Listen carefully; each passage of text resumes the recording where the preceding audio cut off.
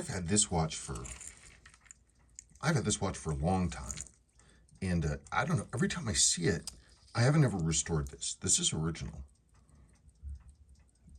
It's 100% original.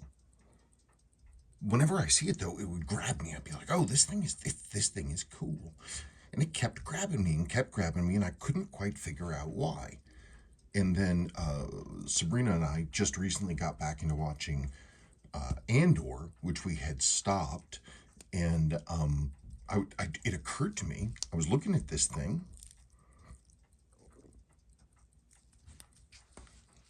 Does that look like the Death Star to you? It's even got orange and blue on it. Anyway, I just had a fancy, I was like, hey, that kind of looks like the Death Star. So this is a 7019-60-30. This is one of Diney's sport divers. They had sort of a corresponding line to, what Seiko had over at Sua. Like, for example, this, if this were the original and not the modern reissue. But it's not that same scale. A little wider, though. Sort of a cushion case thing going on. It's really, really comfortable, though.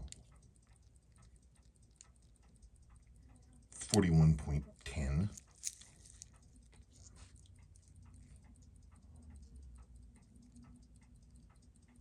.86 called 45. It's 19 millimeter lugs, and it's a little sort of chunky, a little peppermint patty-ish, but 12 millimeters. That's not bad.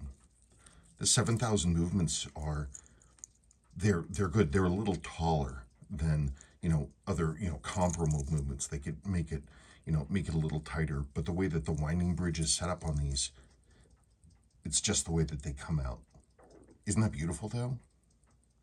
Diney did such a nice job on their dials, because they were like, they were the dial master. Let me get this. So anyway, this is a 70-meter diver. Now this piece, it came with a bunch of different ones in the catalog. I'll see if I can insert a picture. Hang on. I don't know, to my eyes, this one is really unique. Those are all single color, and they look like your standard 70-meter sport diver. This thing has, I don't know, with the black stripe, that sort of inspired. It makes it look really different. This has a 320W10GN00.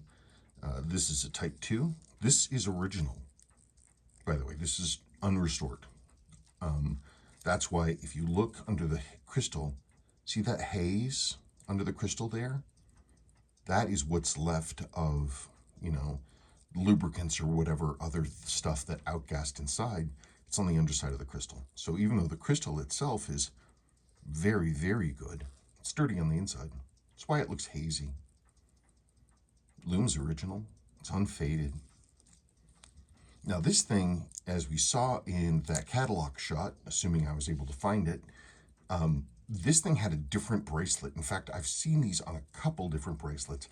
I don't think I have either one. So I actually ended up putting this thing on a Tissot PR 516 chronograph bracelet. It's exquisite. It's beautifully made. I did put a, sorry for the crying, I did put a Seiko clasp on it, but I have the original Tissot clasp. Yeah, I don't know, it's pretty, it's flat. It has this nice little indicator ring, good for internal ringing, which I like. It presents sort of a clean look.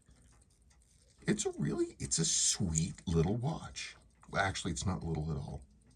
41 millimeters across. This is a good sized diver. It's classy. It's nice to see one in this kind of nice condition. And I actually really like, by the way, how the PR 516 bracelet looks on this. I'm super proud. See these end-link converters? Because this bracelet's supposed to go into a regular end-link, like for, open lugs. So it wasn't for hooded or even semi-hooded. And I took some bracelet end pieces out of some generic that had already fallen apart. I was able to I used a Dremel, but I was able to open up the slots and get them to work correctly. And it almost looks like it was supposed to be that way. Total happenstance. You can tell because the things are not aligned. Anyway, I'm continuing to try to fail to resist rebuilding this so I can wear it, but I don't think I can avoid it. I think I'm going to have to. The 7019 movement is another iteration of the 7000 series. Let me actually get one of those. So here is a representative movement. This is a 7025. It's identical to the 7019, except it has a slightly different oscillating weight. It has it doesn't have as big a circumference. Its diameter is smaller, whatever you want to say.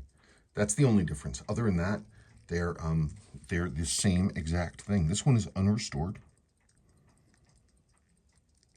and they're good movements. But this is the predecessor. These are the predecessors to the 7S family, 7S26, etc. The balances will directly exchange over. So will the pallet forks and the pallet fork bridge and the escape wheel. I'm not 100% sure if that applies to the 6Rs, but it definitely does to the 4Rs, and I would have to believe that it does. So that's what this was. You're looking at the power plant that would be adapted to go for the SKX 007 divers, and that's what's under this, the hood of this. So I don't know. You can kind of look at it and say this is sort of a not pre-007, but in terms of movements, it's within that lineage. It's pretty cool. This watch, by the way, as an interesting aside, this watch came with a bracelet stock that is the closest bracelet style that I can find to what might have been the correct original bracelet for this model. This early sport diver. I've been looking at all the pictures, looking at the catalog shots. I went through every single one of these bar type bracelets. Everything I had. I dug through boxes and boxes and boxes.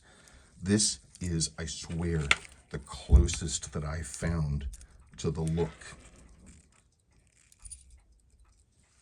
Now, I'm sure everybody else actually knows what the original bracelet was. I don't.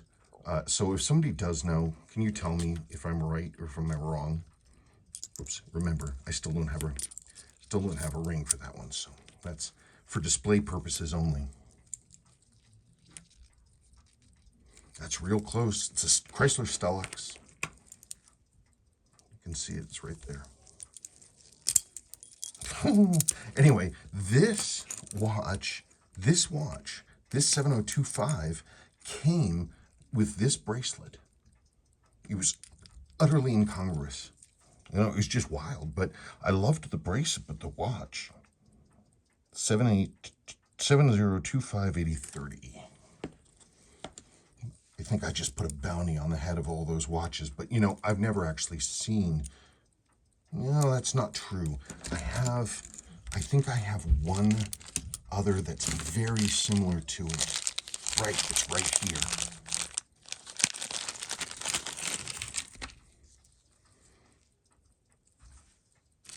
And this was on a 6309 dress watch, a gold-plated one.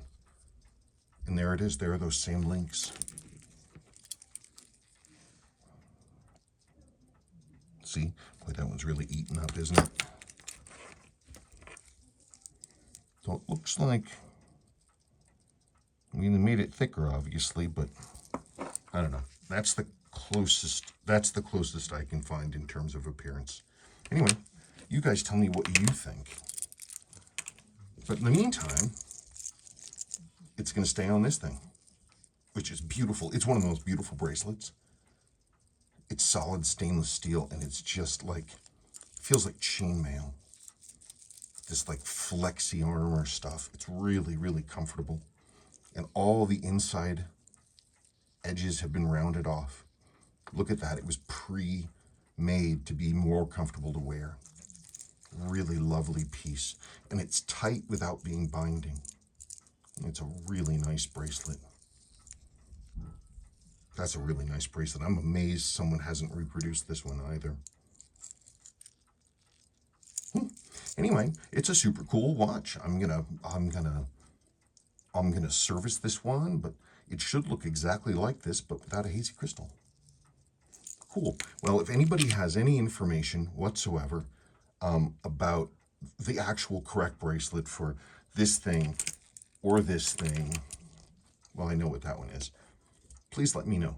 So I thank you very much.